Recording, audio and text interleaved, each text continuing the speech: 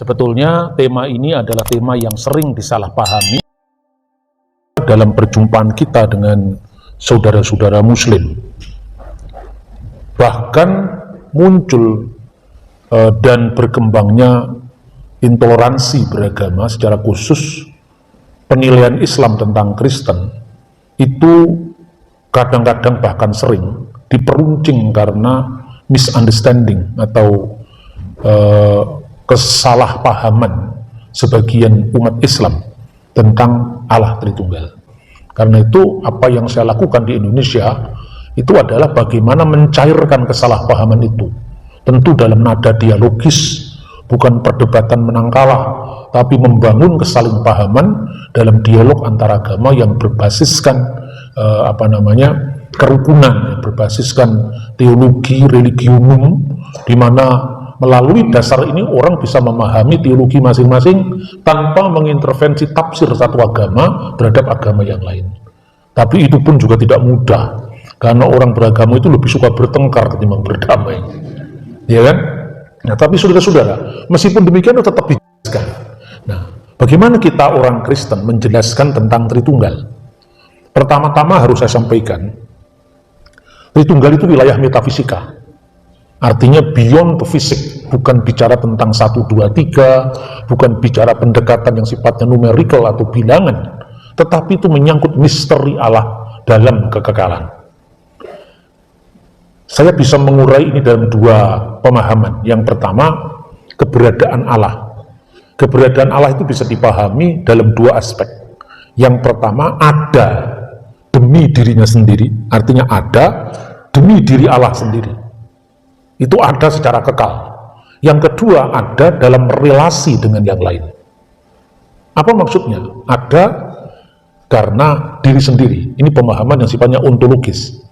Ketika Musa dipanggil oleh Tuhan, awal perutusan Musa bertanya, nanti kalau mereka bertanya, bagaimana tentang namanya? Masmu dalam bahasa Ibrani. Bagaimana tentang namanya? Nama itu di dalam pemikiran Yahudi bukan sekedar seperti nama orang, nama Jack, nama James, tapi nama itu adalah pribadi yang dinamakan. Nama itu adalah pribadi yang mengungkapkan diri, dan nama itu kuasa di balik yang dinamakan. Makanya orang membangun Menara Babel itu kan untuk mencari nama. Pertanyaannya, umur berapakah orang yang membangun Menara Babel itu? Katakanlah umur 30 tahun ke atas, masa belum punya nama? Kok harus mencari nama? Jadi nama di sini bukan sekedar julukan, tapi identitas, kemasyhuran. Dalam konteks seperti itulah Musa bertanya bagaimana tentang namanya. Lalu jawaban Tuhan apa? Ehyeh, Asyar Ehyeh. Aku ada yang aku ada. Inilah ada secara ontologis. Ada demi dirinya sendiri. Dalam kekekalan Tuhan yang seperti ini, tidak butuh kata Maha Esa. Karena Tuhan sendiri waktu itu, belum ada ciptaan, belum ada malaikat, belum ada langit dan bumi. Terus Tuhan dengan siapa? Dengan dirinya sendiri. Ngapain Tuhan itu? Dalam kekekalan ini loh, ya kan? Maka ketika orang mengatakan Tuhan itu esa, Tuhan itu tidak penting itu. Kalau sekedar mengatakan Tuhan esa, setan juga tahu kalau itu, ya kan? Misteri inilah yang mau diungkap dalam Allah Tritunggal. Maka ada yang pertama, diungkapkan Ehyeh, Asyar Ehyeh. Ehyeh itu dari kata hayah, bahasa Ibrani. Artinya ada. Ehyeh artinya aku ada. Yang Asyar, aku ada. Dalam doa Yahudi yang namanya Adon Olam, Tuhan yang Maha Kekal, yang kemudian sebagai orang Yahudi, Yohanes mengutip doa ini dalam Wahyu Yohanes di Pulau Patmos, Wahyu pasal 1 ayat 8. Nama itu diartikan yang ada, yang sudah ada, dan yang akan datang, yang Maha Kuasa. Ini dalam teks bahasa aslinya, maksudnya doa Yahudi itu. Kalau Yohanes menulisnya dalam bahasa Yunani Koine, itu adalah Vihu Hayah, Vihu Huwe, Vihu Yihye Batif Arah. Dia yang ada, yang sudah ada, yang seterusnya ada, yang Maha Kuasa. Inilah doa Yahudi. Nah, dalam konteks seperti itulah Tuhan dalam misterinya yang kekal. Kita renungi umat beriman Kenapa Tuhan itu akhirnya kita simpulkan Trinitas? Jadi Trinitas itu bukan soal anak Allah, terus kemudian kalau Tuhan beranak siapa ibunya, itu kan primitif sekali. Pertanyaan semacam itu kan pertanyaan setelah adanya manusia kan, setelahnya ciptaan, ya Tuhan itu esa. Ya kan adanya esa itu kan satu artinya kan, esa itu kan bahasa Austronesia kuno, bahasa Tagalog sampai Rote sama, itu esa itu artinya satu. Esa itu asa, dua, tatlu, empat, lima, anim, itu bahasa Tagalog. Adanya satu itu kan karena ada yang lain, dua. Mana mungkin kita ngomong satu kalau gak ada dua, tiga, empat, lima. Nah ya kan, adanya aku itu kan karena sudah ada yang lain, karena ada engkau, maka ada pembeda aku dan engkau. Lebih dari dua, aku, engkau, dan dia. Lebih lagi aku, dia, mereka, kalian. Itu semua sudah ada yang lain. Nah pertanyaannya, ketika Tuhan belum ada yang lain, dia satu-satunya yang ada, maka kata esa itu tidak penting. Allah mengatakan Tuhan itu esa, itu penting karena komitmen. Maka kita menyebut Tuhan esa itu Tuhan yang ada dalam relasinya dengan yang lain. Makanya ketika Tuhan memberikan 10 perintah yang dinamakan Asyeret Hadivarim, 10 perintah Allah di Sinai, baru Tuhan mengatakan apa? Pertama, menunjukkan siapa dirinya yang telah menolong umatnya. Anoki Adonai Eloheka Asher Husetika mi'aret Misrayim mibet avadim. Aku inilah Adonai, Tuhan, Allah sembahanmu yang membawa engkau keluar dari tanah Mesir, dari tempat perbudakan. Di sini ada Allah mendeklar apa yang sudah dilakukan kepada umatnya Israel. Lalu sekarang apa komitmenmu terhadap Tuhan yang telah menolongmu? Apa komitmenmu terhadap Tuhan yang telah menyelamatkanmu? Lo yihye leha Elohim akhirim alpanai. Jangan ada ilah lain di hadapan hadiratku. Ini komitmen.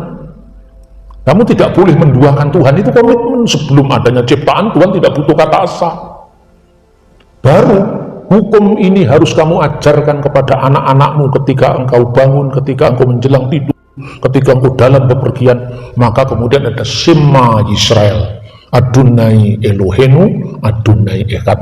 Dengarkanlah wahai Israel, Tuhan sembahan kita, Tuhan itu esa. Nah inilah kata esa, kata Echad itu muncul. Jangan dipotong langsung esa, tidak bisa. Nah, itu kan esa itu menunjukkan komitmen manusia karena kita memahami keberadaan Tuhan dalam relasinya dengan yang lain. Lalu saudara-saudara, dalam perjalanan umat Allah ini, dari masa yang kita sebut perjanjian lama menurut istilah Kristen sampai masa perjanjian baru, penghayatan tentang Allah itu selain kita melihat dari kitab suci, ya, tapi kita juga melihat dari liturgi.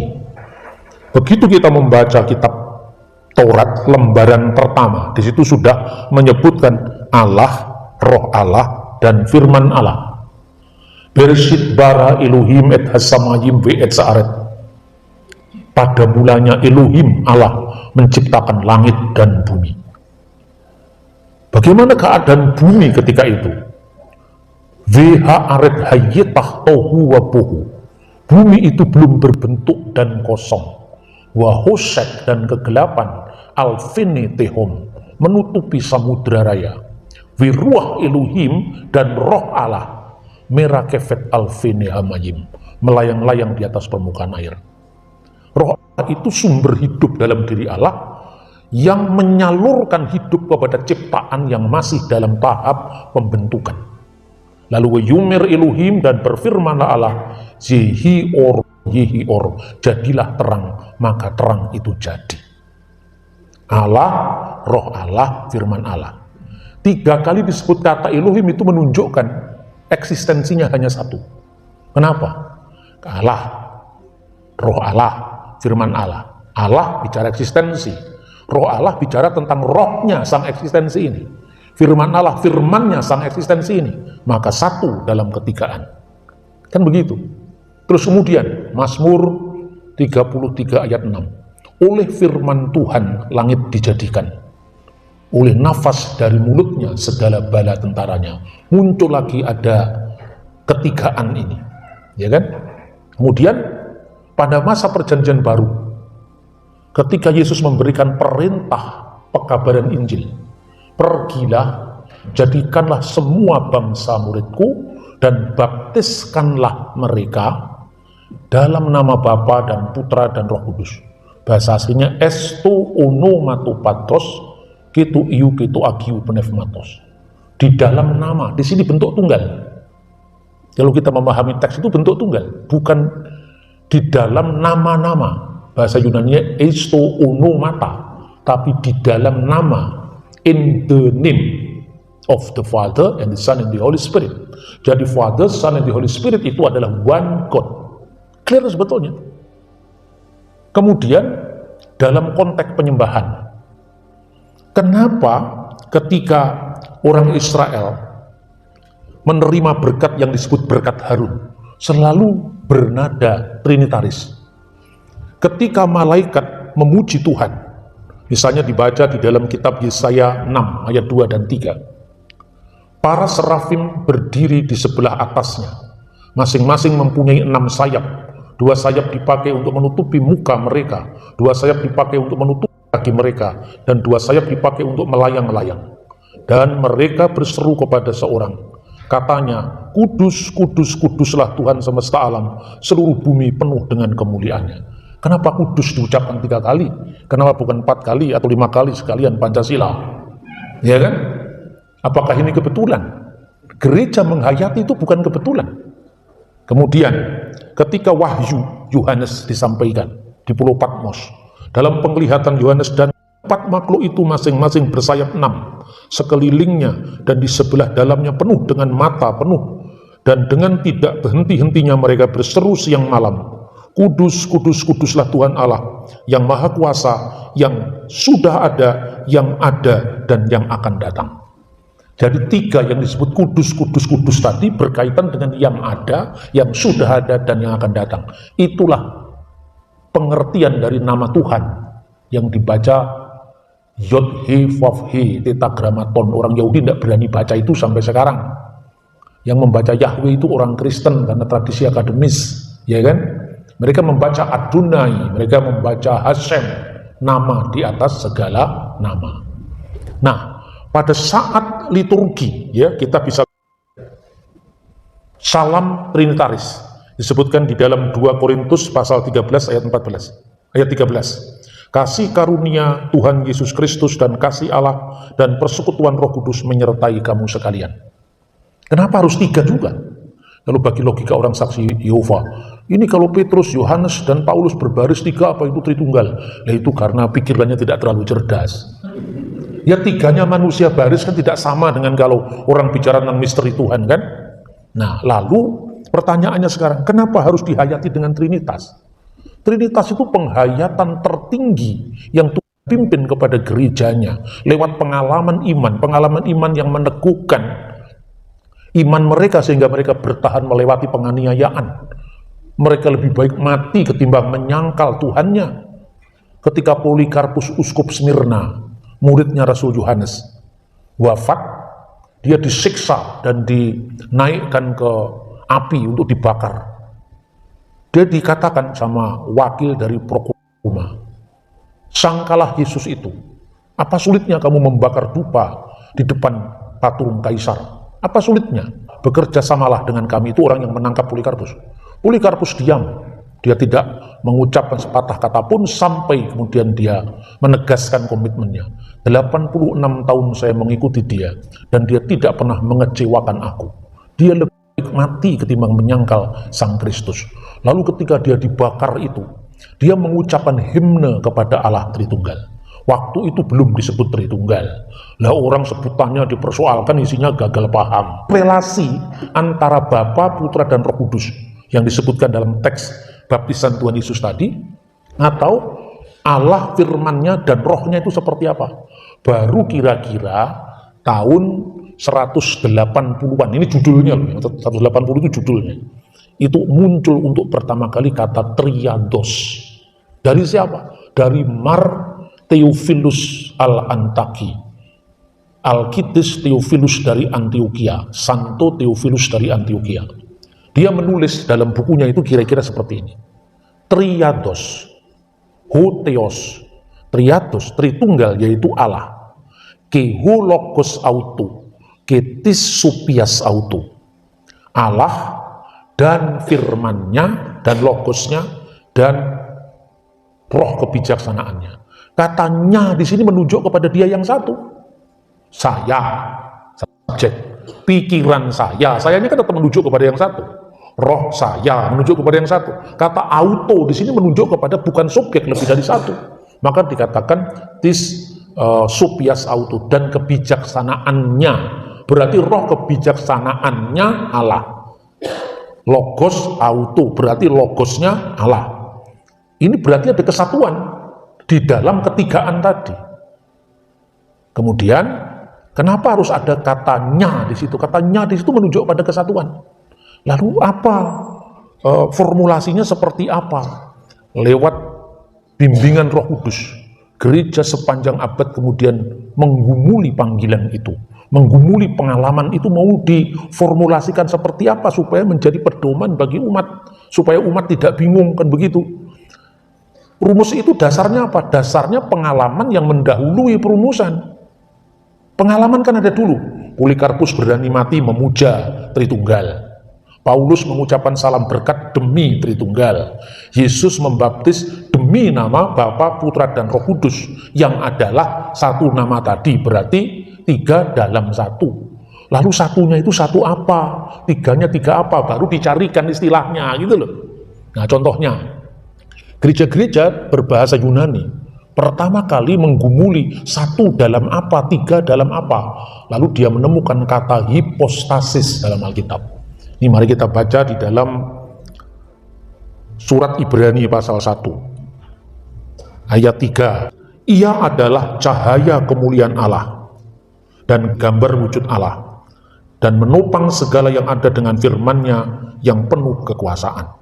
Kata yang diterjemahkan dan gambar dari wujud Allah itu adalah karakter tis hipostasis auto. Di situ digunakan kata hipostasis.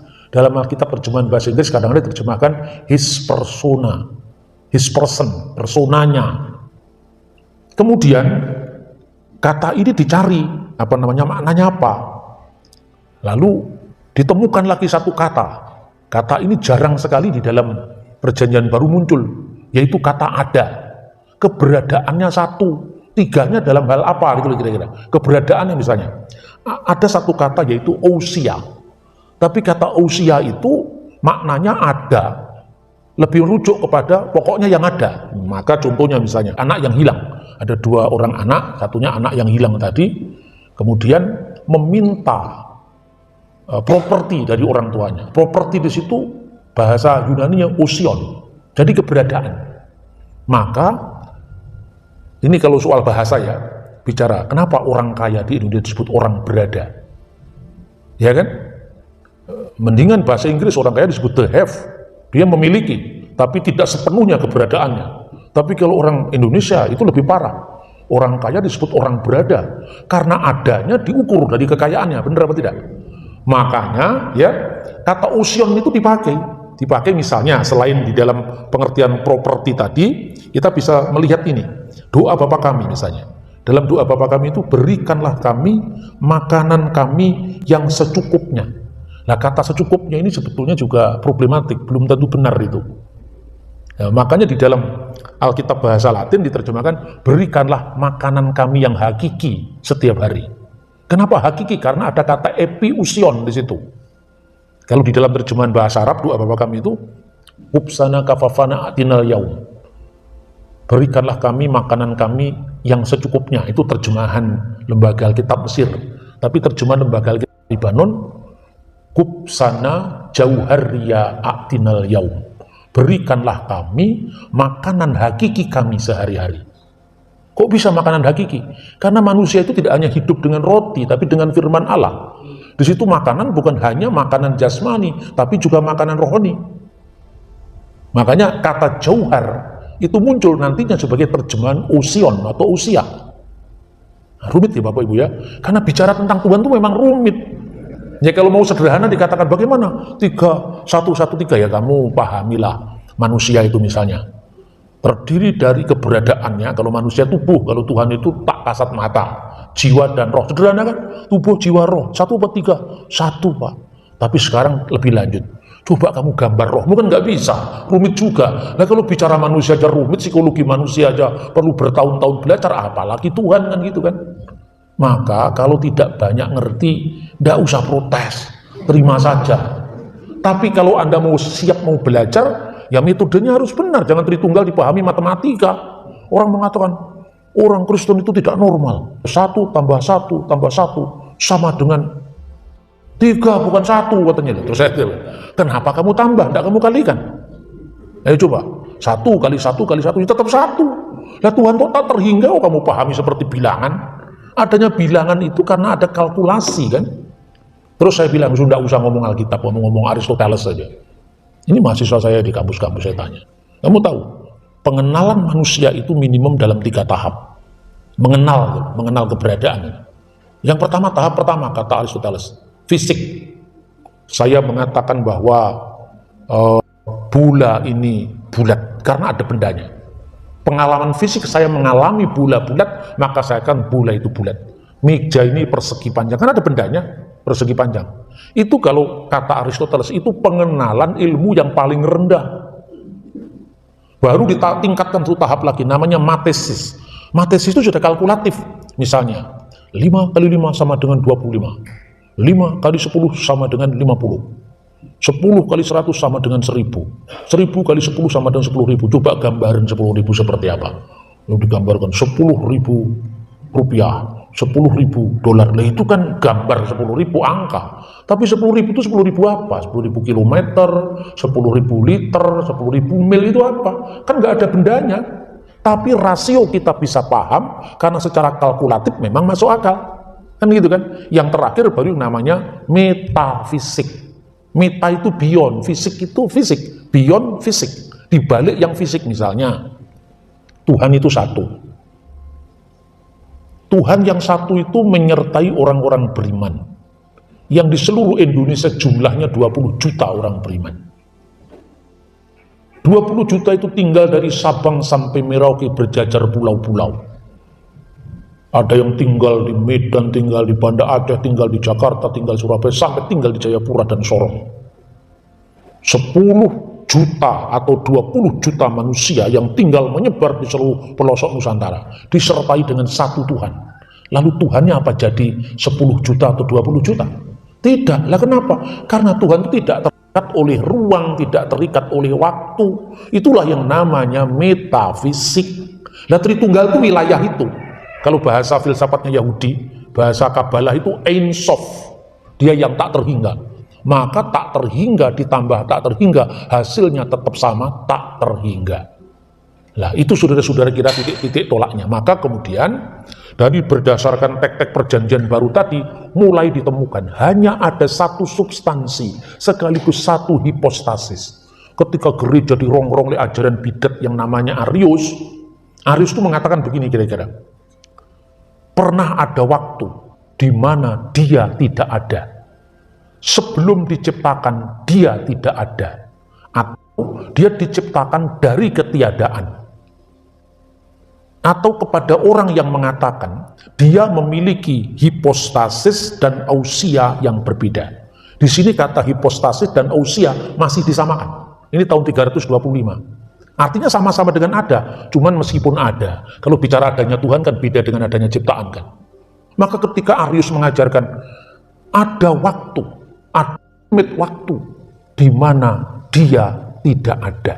Nah dia di sini merujuk kepada siapa? Merujuk kepada firman Allah. Pada mulanya adalah firman dan firman itu bersama-sama dengan Allah dan firman itu adalah Allah. Tidak usah diotak-atik lagi. Kata bersama dengan Allah itu Tonteon, the God. Tapi firman adalah Allah itu tanpa kata sandang, yaitu theos saja. Gak usah diutak-atik seperti itu. Itu mudah sekali jawabannya. En arki in hologos, pada mulanya firman itu, sang firman. Ki hologos in prostonteon, firman itu bersama-sama dengan tonteon, the God. Ki theos in hologos, dan theos sendirilah firman itu. Kenapa yang kedua tidak ada kata sandang? Karena wujudnya hanya satu. Kalau ada kata sandang berarti lebih dari satu Allah. Lalu mengatakan, kami tidak keberatan kalau Yesus disebut Allah. Tapi tidak setara dengan Bapa. Nah, dengan setara dengan siapa? Allah cuma satu. Ini mirip saksi Yehova kan? In the beginning was the word, and the word was with God, and the word was a God. Lah a God itu kan suatu Allah. Lah terus Gusti Allah ini jumlahnya piro? Tuhan itu jumlahnya berapa? Satu. Lah kalau satu kamu sebut suatu Allah, berarti lebih dari satu Allah. Ada Allah yang junior, ada Allah yang senior, ada Allah yang tinggi, ada Allah yang lebih rendah. Karena orang tidak paham jenjang-jenjang dalam memahami misteri Allah Tritunggal. Pertama, mengacaukan antara Tritunggal ontologis dengan Tritunggal ekonomis. Ini istilah-istilah yang bagi bapak-bapak gereja makanan sehari-hari, jangan lebih pintar dari bapak gereja. Tritunggal ontologis itu artinya Allah yang satu dalam kekekalan, ada pada dirinya sendiri dengan firman-Nya dan dengan rohnya. Katanya di sini menunjukkan satu wujudnya. Maka ketika firman itu menjadi manusia, surga tidak pernah kosong. Loh kok ya masih ada orang-orang yang tidak mengerti bedanya metafisik dengan fisik tadi. Ketika firman menjadi manusia, kenapa di surga masih ada suara, engkaulah anakku, kepadamulah aku berkenan. Berarti kalau firman turun ke dunia kan surga kosong. Nah memang Tuhan itu benda Pak. Kalau 3 benda dikurangi 1 benda tinggal 2. Tapi kalau Anda punya kepintaran untuk membuat roti poi misalnya, Anda ajarkan pada 10 orang, 20 orang ibu-ibu di gereja ini, Anda yang tidak pintar membuat roti poi, dalam waktu 2 jam Anda pintar membuatnya. Apakah kepintaranmu berkurang 20 orang karena ditransfer pada 20 ibu-ibu? Loh tidak Pak, loh ini kan berkurang. Karena pikiran, kecerdasan itu tidak bisa ditambah dan dikurangi. Kan gitu mestinya pola pikirnya. Lah nanti kalau orang mulai ngomong tentang filsafat langsung dicurigai. Ini Pak Bambang itu bukan teolog tapi filosof, karep-karep mula. Orang itu disiplin berpikir. Karena kita sendiri yang keliru memahami teologi itu bukan interdisipliner dengan ilmu-ilmu yang lain. Bagaimana kita bisa paham teologi tanpa paham bahasa? Karena menemukan istilah una substantia tres persona itu bahasa, wilayah perumusan, wilayah formulasi. Itu loh saudara-saudara. Tritunggal dalam ekonomis, Tritunggal dalam pernyataan Allah. Misalnya, waktu Yesus dibaptis. Yesus dibaptis di Sungai Yordan, Roh Kudus dalam wujud burung merpati, dan Allah bersuara dari surga, engkaulah anak yang kukasihi. Kan ada 3 yang terpisah Pak. 3 yang seolah-olah terpisah itu adalah wujud pernyataannya di bumi. Karena di bumi sudah ada ruang, sudah ada waktu, sudah ada jarak, sudah ada hitungan, maka itu bahasa penangkapan manusia yang terbatas. Tapi pertanyaannya, apakah kemanusiaan Yesus itu adalah Tritunggal? Bukan. Kemanusiaan Yesus ya kemanusiaan Yesus yang datang ke dunia, itu wujud inkarnasi firman yang menjadi manusia. Pertanyaan kedua, apakah burung merpati itu Roh Kudus? Burung merpati ya burung merpati, tapi menjadi simbol kehadiran Roh Kudus. Lah kalau burung merpati Roh Kudus kan ada Roh Kudus goreng, bahaya itu. Benar, bedakan antara Allah dalam ontologinya, dalam substansinya yang kekal, dan pernyataannya ke dunia. Gitu loh. Nah, ketiga lagi, orang mengaburkan kristologinya. Ada aliran yang namanya Oneness. Yesus itu ya Bapa itu ya Yesus itu. Lah ini kan karena apa? Nah itu tadi, kalau orang Jawa itu ngomong gemblung ke susu manggung. Orang gemblung itu kan tidak terlalu genap kan? Tapi sudah cepat-cepat mau naik pentas itu. Coba baca Alkitab sendiri. Kata malaikat bahwa anak yang kau lahirkan, anak laki-laki yang kau lahirkan itu akan disebut Yesus. Karena dia akan menyelamatkan umatnya. Berarti Yesus itu nama inkarnasi firman. Bukan firman yang kekal itu. Makanya gereja mengajarkan 2 natur Kristus dalam satu kesatuan hipostasis. Gitu loh. Yesus mati Pak, masa Tuhan mati? Tuhan nggak bisa mati, yang mati itu kemanusiaannya kok.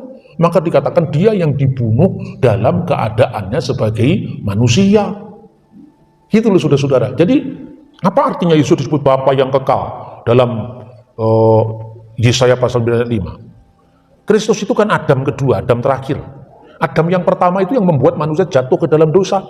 Dosa upahnya apa? Maut. Maka lewat Adam yang pertama orang jatuh ke dalam dosa dan buahnya maut. Kalau konteksnya seperti itu, Mesias itu menjadi Adam yang terakhir yang memulihkan kelapukan Adam.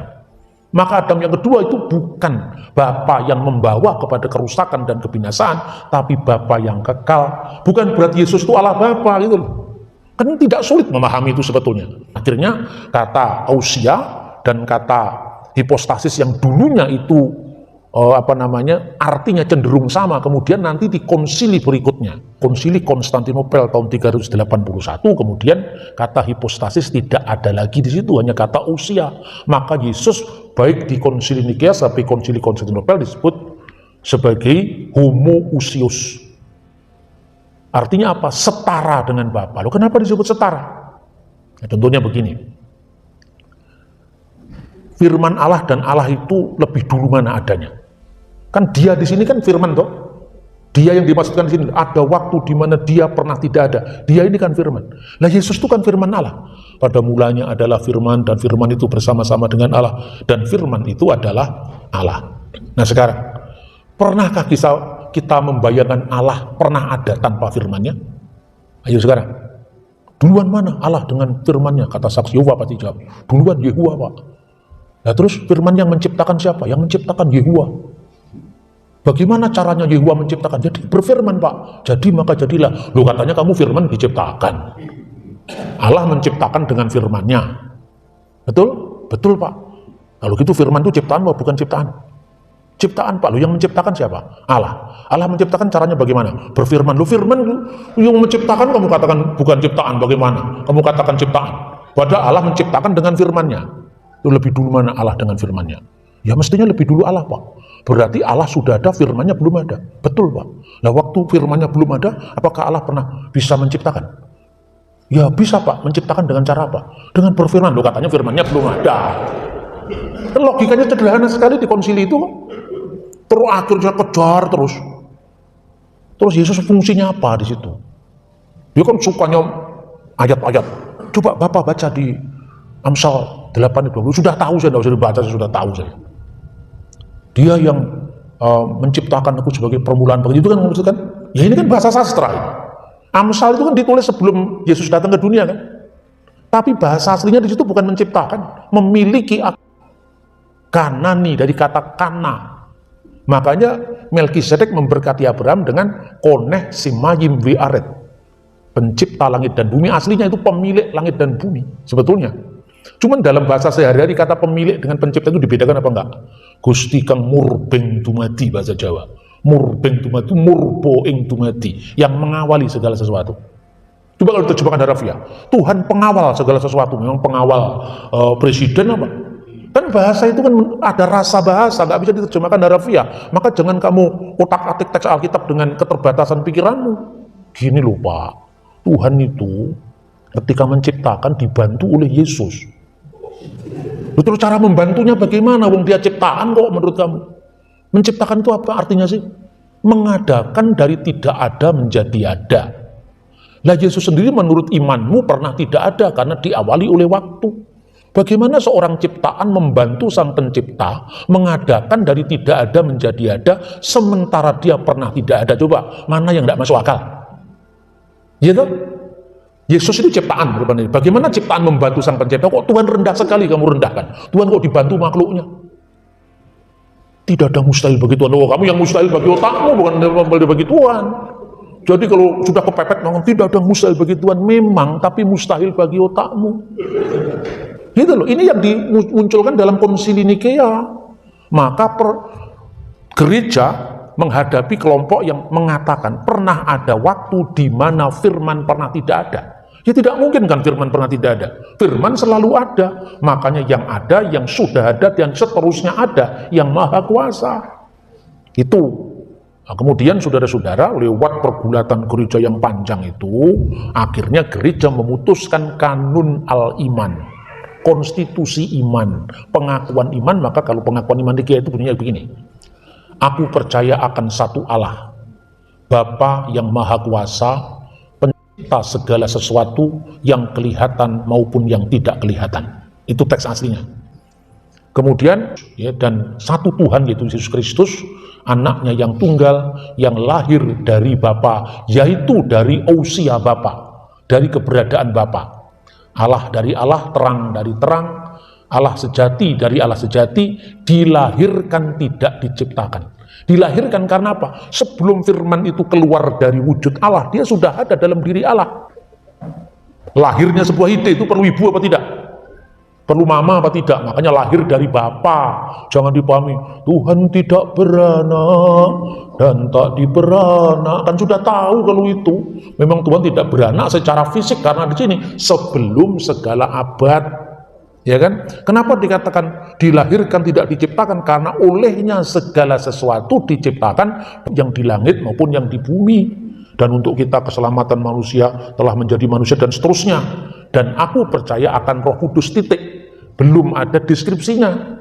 Baru kepada mereka yang mengatakan pernah ada waktu di mana dia tidak ada. Ini rumusannya, semua rumusan yang teologis metafisik yang pasti bisa dipahami oleh orang-orang yang otaknya cerdas. Kalau otaknya kurang cerdas, sulit membedakan satu batu dengan satu Tuhan, nggak mampu. Bagaimana sombong sekali mengatakan konsili itu tidak masuk akal. Saya jawab, tidak masuk di akalmu, bro. Kamu tidak pernah belajar metafisika, tidak pernah belajar sejarah. Kalau belajar cuma dikutip-kutip kutipan dari kutipan sumber sekunder, bagaimana kamu bisa memahami misteri Tuhan? Orang Muslim itu semoderat apapun tidak pernah kehilangan yang namanya akidah Islamiyah. Kalau Kristen itu sedikit moderat saja sudah lupa akarnya. Loh, ini saya katakan terjadi. Saya bersama dengan teman-teman Muslim intelektual Islam mulai dari zaman Gus Dur, Cak Nur, Komarudin Hidayat sampai sekarang ini, tidak pernah mereka meragukan formula iman mereka. Tapi kalau bicara tentang bagaimana pembaruan agama dalam konteks perjumpaan dengan yang lain, ya silahkan. Nah itulah, maka kemudian dirumuskan hubungan antara ketigaan tadi dirumuskan. Lalu pada konsili tahun 381 baru Roh Kudus itu ditambahkan deskripsinya. Aku percayakan Roh Kudus yang menjadi Tuhan yang menghidupkan, yang keluar dari Bapa, bersama-sama dengan Bapa disembah dan dimuliakan dan seterusnya. Itulah sejarahnya pengakuan iman. Menurut saya ini adalah pengakuan iman gereja semesta sebelum skisma, sebelum perpecahan. Titik inilah Ortodok, Katolik, Protestan, dan segala denominasinya bisa menyatu. Bahasanya Aramaik, lalu diterjemahkan dalam bahasa Aramaik. Mia ousia tres hipostasis diterjemahkan dengan hat ousia talat gnome. Artinya apa? Hat satu, ousia, satu keberadaan, talat itu bahasa Aramaik, tiga, bahasa Arabnya salasa. Gnome itu yang nantinya diterjemahkan dalam bahasa Arab oknum, menjadi bahasa Indonesia oknum. Nah bahasa Arabnya apa? Maka kemudian terakhir dirumuskan satu substansi dalam tiga persona. Itu dari bahasa Yunani. Mia ousia tres hipostasis. Di sini hipostasis dibedakan dengan ousia. Ousia itu adalah keberadaan, bahasa Arabnya al-wujud, keberadaan, eksistensi, ya. Kemudian hipostasis tadi kata hipo dan stasis, berdiri pada. Oh berarti ini bagian kalau gitu. Makanya kemudian diterjemahkan dalam bahasa Latin tres personae, tiga pribadi. Tapi pribadi di sini bukan pribadi psychological personality, bukan. Kalau psychological personality itu antara satu dengan yang lain terpisah. Tapi teks yang dipakai oleh Tertullian itu una substantia tres personae. Diskresi non separati, distingsi non divisi. Nah ini sulit ini memang, Tritunggal itu ilmunya orang pinter yang mesti sulit lah, ya kan? Tapi kalau kita pahami tidak sulit.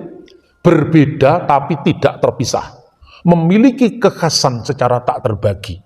Ketika Tuhan firman-Nya menjadi manusia, surga tidak pernah kekosongan firman. Karena apa? Metafisik. Lalu diterjemahkan dalam bahasa Aramaik, karena gereja waktu itu kan sebelah barat menggunakan bahasa Yunani dan Latin, sebelah timur menggunakan bahasa Aramaik.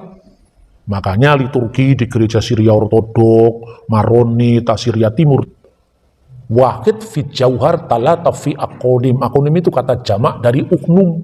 Tapi dalam bahasa Arab maupun bahasa Aramaik, kata uknum tidak pernah dimaknai pribadi yang terpisah. Nih, kata uknum dalam bahasa Arab itu maknanya pribadi metafisik yang tidak terpisah satu sama lain. Pribadi yang terpisah secara psikologis itu bahasa Arabnya saksun. Makanya ada buku judulnya itu adalah Amidah Sab'ah fi Saksiyatil Masriyah. 7 pilar kepribadian Mesir. 7 pilar kepribadian saksiah, kepribadian Mesir. Itu pribadi manusia biasa. Tapi kalau ugnum tidak pernah dipakai untuk aku di sini, engkau di sana, nggak pernah dipakai itu. Satu dalam kesatuan ilahi, Bapa, Firman, dan Roh Kudus. Allah firmannya dan rohnya tidak terpisah satu sama lain, tapi memiliki kekhasan masing-masing. Sebab kalau Bapa, Putra, dan Roh Kudus itu seperti satunya manusia, pikirnya, dan rohnya, Tuhan akan kesepian. Karena tidak ada kejamakan dalam dirinya. Nah, ilmu yang seperti ini biasanya diteruskan di atas jam 12:30 malam. Kalau sekarang saya sudahi dulu sampai di sini. Tuhan memberkati.